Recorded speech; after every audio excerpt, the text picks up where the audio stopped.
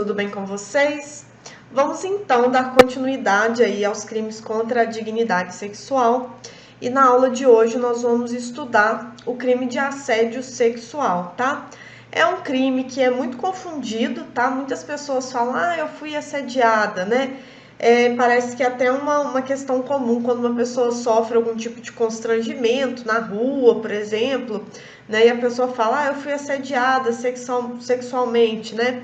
E hoje a gente vai aprender em que consiste aí o assédio sexual dentro de um estudo técnico e científico do tipo, tá? O assédio sexual, ele tem previsão no 216A do Código Penal. E ele tem a seguinte redação: constranger alguém com o intuito de obter vantagem ou favorecimento sexual, prevalecendo-se o agente da sua condição de superior hierárquico ou ascendência inerentes ao exercício de emprego, cargo ou função. A pena é uma pena de detenção de 1 a 2 anos, e aí vocês já sabem, né, que quando há no preceito secundário a cominação de uma pena de detenção, significa que o juiz, quando da fixação da pena, do regime inicial de cumprimento da pena, só vai poder, né, fixar o regime de cumprimento semiaberto ou aberto, vedado aí, portanto, a fixação do regime fechado, por quanto a pena ser de detenção. E tem aí no parágrafo 2º uma majorante, né, que vai ser aplicada e incidirá no cálculo da dosimetria da pena, em que a pena será aumentada em 1/3 se a vítima é menor de 18 anos. Vamos ver e analisar essa situação aqui de causa de aumento de pena.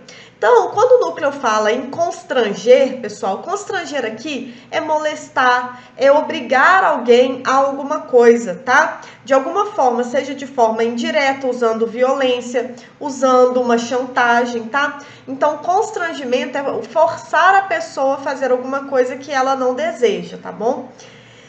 E esse constrangimento, ele tem que ser uma intimidação séria.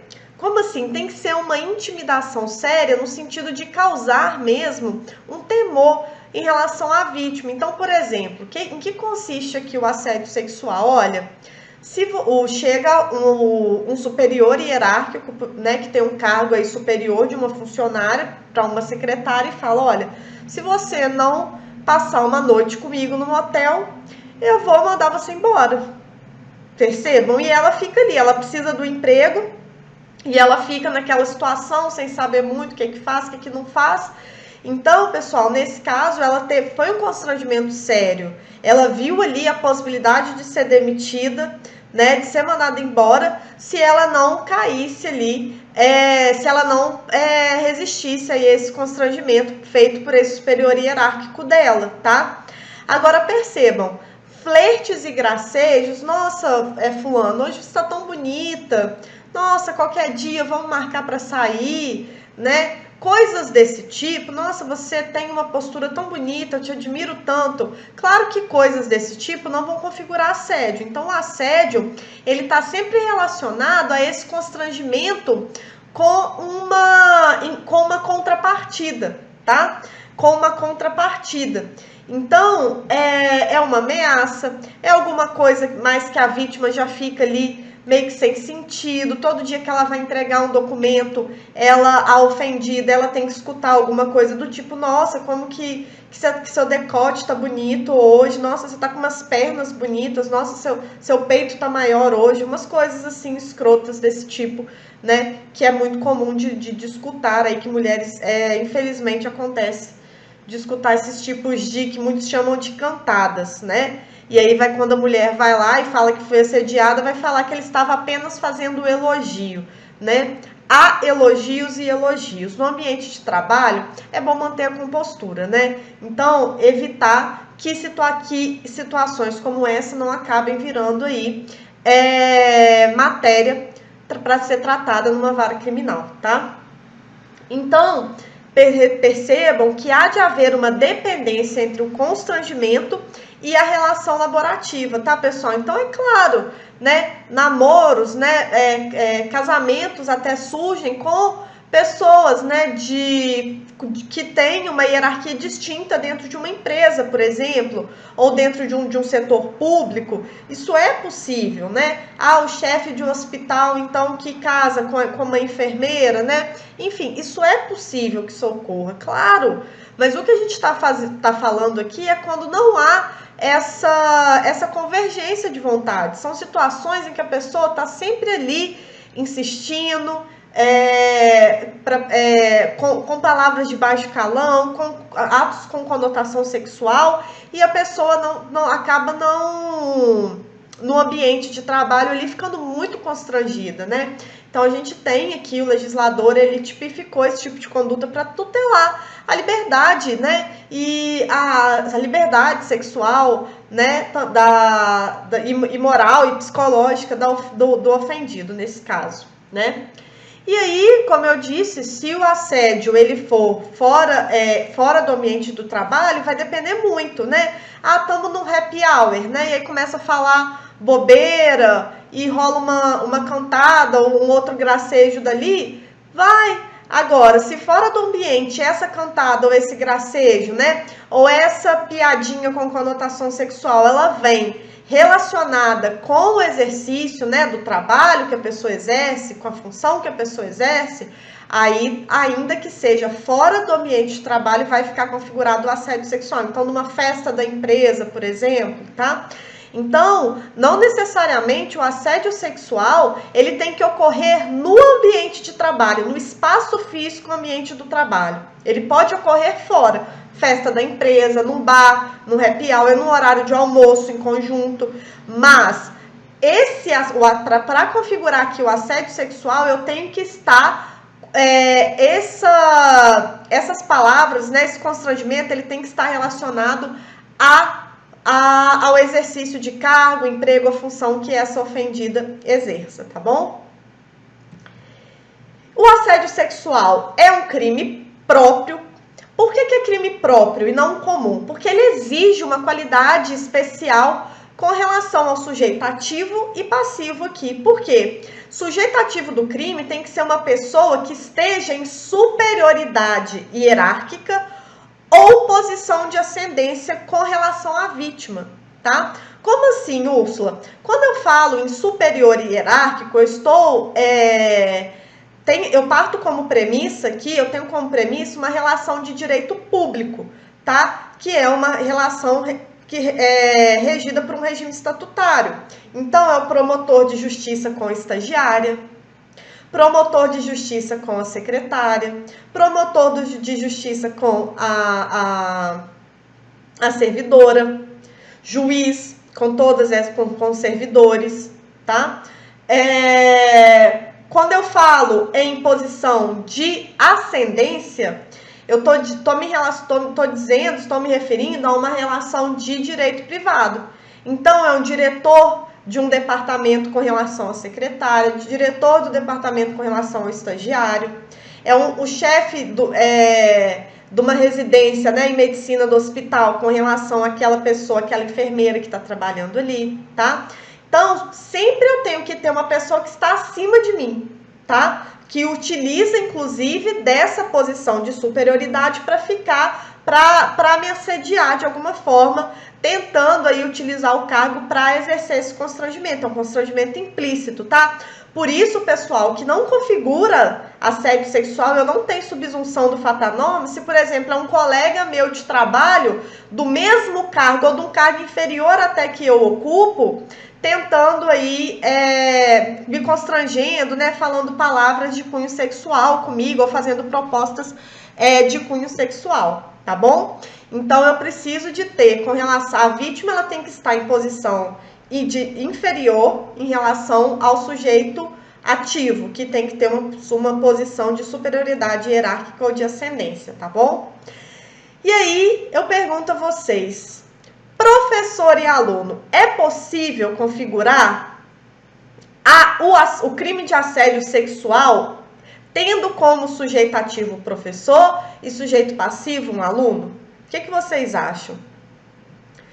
Olha só, essa questão, ela acabou, antes eu dava o exemplo doutrinário e corroboro com o exemplo doutrinário, mas recentemente houve um entendimento jurisprudencial do STJ em sentido diverso. Eu até atualizei o material de vocês, mas eu não concordo. Vamos lá. Pessoal, a gente sabe que a tipicidade formal, ela é subsunção do fato à norma. Então, o dispositivo 216A, ele é claro: constranger alguém com o intuito de obter vantagem ou favorecimento sexual, prevalecendo seu agente de sua condição de superior hierárquico ou ascendência, inerentes ao exercício de emprego, cargo ou função. Tudo bem que você pode dizer que o professor, de certa forma, ele tem uma posição de superioridade em relação aos demais alunos, tá? Não estou dizendo que o professor é melhor que o aluno, não, tá, gente? Estou dizendo que ele está numa posição de superioridade em relação ao aluno.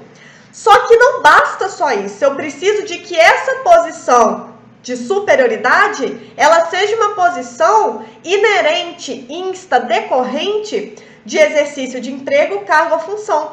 E não há uma relação de subordinação laborativa entre aluno e professor. Vocês não são meus empregados, meus contratados de alguma forma. Vocês são alunos, não há relação de emprego, cargo ou função entre nós. Nós somos do corpo docente, vocês são discentes. Não há uma relação de trabalho aqui para poder fazer a subsunção aqui, para que eu haja o encaixe perfeito, né? Que a subsunção do fato à norma é essa. Eu sempre falo para vocês, olha, a gente precisa do encaixe perfeito, né? Para que eu possa tipificar uma conduta em algum tipo penal. Só que aí vem a jurisprudência, ao analisar um caso de um professor que a aluna estava precisando de 2 pontos e o professor fez uma insinuação do tipo que realmente, eu verifiquei aqui, você está precisando de 2 pontos, nossa, mas você está com um seio tão bonito, hein? Talvez eu poderia ver esse seio, ou seja, ele meio que constrangeu essa aluna a mostrar os seios para que ela ganhasse os 2 pontos, perceberam? Nesse caso, o STJ entendeu tratar-se de assédio sexual. Eu não enxergo aqui a doutrina também, dentro dessa perspectiva, a subsunção do fato à norma, porque não tem aí relação inerente, essa condição de superioridade, ela não é inerente ao exercício de cargo, emprego ou função, tá? Então, o mesmo raciocínio se aplica quando a gente fala em líderes religiosos. É claro que pastores, padres, enfim, líderes religiosos de modo geral, eles têm um respeito e uma posição com relação aos fiéis, tá? Mas se há algum constrangimento nesse sentido por parte desses líderes religiosos, também não configura aqui o assédio sexual. Pode ser que a conduta se encaixe, a depender do caso, em um outro tipo de crime, né? Mas aqui não tipifica o assédio sexual, tá? Justamente porque não há essa relação laborativa entre líderes religiosos e fiéis, ok? O elemento subjetivo do assédio sexual é o dolo, tá? Então não admite a modalidade culposa, tá? Então o dolo aqui, pessoal, tem que ser, a gente vai analisar o caso concreto, né, analisando se o objetivo do autor era, e aí descartando essas questões, né, machistas de dizer que ele só cantou, tá? Então um superior virar para, por exemplo, né, virar para uma estagiária e falar, por exemplo, um assessor vira para a estagiária e fala, nossa, mas essa blusa tá tão justinha em você hoje, hein? Nossa, você tá uma gata com essa blusa. Gente, isso é um elogio? Nossa, esse decote seu tá lindo. Isso é um elogio que se faça? Não, nossa, tá no ambiente de trabalho? Nossa, essa peça que você me notou aqui pra mim tá excelente. Nossa, hoje você tá com um aspecto tão legal, com um rosto tão bonito. Isso é elogio. Agora, questões relacionadas a decote, a perna, a bunda, a peito, a não sei o quê, tudo isso tem uma conotação sexual despistada e camuflada aí de cantada e de elogio, né? Então, isso não pode passar, tá, pessoal? Isso não pode passar. Para mim, alguém que encara, qualquer magistrado que sentencia aí, no sentido de não entender, de enxergar dolo nesses tipos de comentário, tá, pessoal? Qualquer magistrado nesse sentido está corroborando com uma cultura machista. E aí, dentro de sala, eu sempre dou o exemplo que eu morei 5 anos em Viçosa, quando eu fazia faculdade lá, eu tinha que morar lá, que o curso era integral, e eu morava em cima de um estabelecimento comercial, e todos os dias que eu passava, só para ressaltar, tá, pessoal? Eu estou aqui contando para dar um exemplo do que para mim configuraria não uma cantada, mas uma questão de constrangimento. Mas é claro que nessa situação aqui não teria subsunção aqui ao crime de assédio sexual. Mas todas as vezes que eu subia a escada, eu tinha que subir todo dia, às vezes 3 vezes ao dia, eu tinha que subir com a cabeça baixada e torcendo para o moço, um dos donos desse estabelecimento não estivesse lá, porque todo dia que eu subia ele cantando música para mim. Olha que coisa mais linda, mais cheia de graça. Eu adorava essa música. Hoje em dia eu tenho pavor, eu tomei nojo da música, sabe? Então, assim, eu lembro que uma vez eu tava discutindo até com meu ex, e ele falando que, não, mas mulher também, tudo fica ofendido, não sei o que. Eu falei, Dó, você acha que se um dia um cara passar, todo dia ele ficar cantando uma música pra mulher, isso é ruim? Isso é assediar? Isso é algum tipo de constrangimento? E aí ele disse que não. Que é uma música bonita, tá elogiando. Eu falei, pois é, porque eu passei isso tantos anos subindo ali o meu prédio. Aí ele já mudou de opinião. Entenderam? Como é que funcionam as coisas? Então, assim, não é agradável. Mulher sabe muito bem isso. E eu não estou, mais uma vez, dizendo que sujeito aqui passivo não pode ser um homem. É possível de acontecer também. Claro, o tipo penal também tutela a dignidade sexual do homem, mas por uma questão de cultura, por um machismo que a gente tem arraigado, né, como fator cultural, histórico-cultural, esse tipo de situação acontece com mulheres. Então, aqui o magistrado e nós também temos que ficar atentos a enxergar dolo aqui nessas situações, né? Então, para que essas questões, né, de trabalho, de relação de trabalho, não tragam aí um ambiente de constrangimento, né? Um ambiente aí em que a pessoa que está trabalhando se sinta constrangida de alguma forma, tá bom? Então, pessoal, é um crime formal. Significa o quê? Que eu não preciso do resultado naturalístico. Então, se é uma chantagem, né? Olha, sai comigo para eu te dar uma promoção. Pessoal, a pessoa vai conseguir a promoção pelo desempenho funcional dela, pelo trabalho dela que ela apresenta, e não porque ela vai passar uma noite ali com o superior hierárquico ou com alguém de ascendência, com o chefe, né? Então, feito esse convite, já está configurado o constrangimento. Eu não preciso de que ela chegue efetivamente a sair. Qualquer conduta posterior nesse sentido, se ela realmente se sentir constrangida, se eu não sair, eu vou perder meu emprego, então eu prefiro sair porque eu tenho que pagar minha faculdade, por exemplo, né? Eu não posso perder esse emprego. Então, qualquer ato que venha, né, a se consumar aí dentro dessa chantagem vai ser considerado como exaurimento do crime. Para consumação, basta a proposta e isso já se configura o assédio, tá? A tentativa é possível e aí a doutrina traz o exemplo de um e-mail interceptado em que o constrangimento é feito por e-mail, né, ou outra forma desse tipo e é interceptado.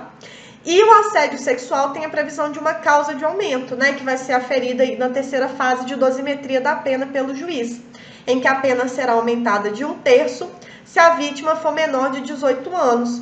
Então, a gente sabe que a Constituição, ela permite o trabalho a partir dos 16 anos, desde que não seja perigoso ou perigoso, insalubre ou noturno, tá bom? Então, pode ser que a vítima tenha 16 ou 17 anos. E, nesse caso, o juiz vai fazer incidir essa causa de aumento por ser uma situação mais reprovável, justamente por tratar-se de adolescente, e o adolescente, né, ele está ainda no desenvolvimento aí da sua personalidade e merece uma tutela jurídica diferenciada, tá bom? Por isso aí a reprimenda ser a previsão de uma causa de aumento por ser a situação quando tratar-se de menor de 18 anos mais reprovável, tá? Dotado de maior reprovabilidade. Então é isso, pessoal. Espero que vocês tenham entendido tudo que eu expliquei. Um abraço e até mais.